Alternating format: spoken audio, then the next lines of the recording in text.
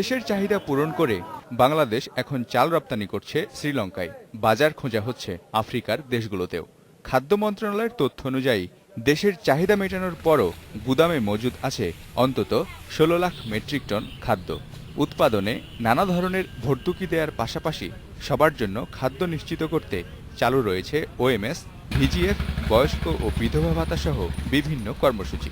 খাদ্য নিয়ে কোনো সমস্যা নাই, বরং মানুষের জীবনযাত মান বেড়েছে এবং এখন ওই যে ওএমএস, বিজিএফ এই সমস্তের দিকে মানুষের কোনো রকম আকর্ষণ খুব বেশি একটা আগের মতো এরকম নাই।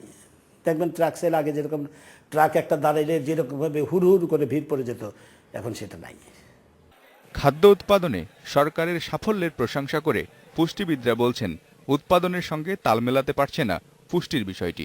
জনস্বাস্থ্য রক্ষায় উৎপাদিত পণ্য নির্ভেজালভাবে ভোক্তার কাছে পৌঁছে দেওয়ার পরামর্শ তাদের। পেট ভরে ভাত খাওয়া, তার সাথে আরও ২-১টা মিনিমাম আইটেম, সেই যে জায়গাটাতে আমাদের অনেক অগ্রগতি হয়েছে।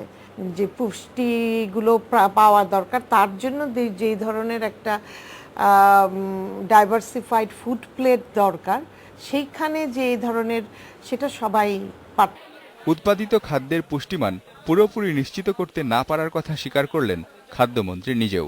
এ লক্ষ্যে সরকার কাজ করছে বলেও জানান তিনি। নিরাপদ খাদ্য আইন এই কার্যক্রম পুরোপুরি আমরা শুরু করতে পারলে মানুষের পুষ্টির মান খাদ্যের পুষ্টির মান আমরা নিশ্চয়তা দিতে পারবো। খাদ্যমন্ত্রী আরও জানান, পুষ্টির বিষয়টি মাথায় রেখে ভেজাল বিরোধী আন্দোলন জোরদার করা হয়েছে। পাশাপাশি আমদানি নীতিমালায়ও পরিবর্তন আনার উদ্যোগ নেওয়া হয়েছে। Mizanur Rahman, independent news, Dhaka.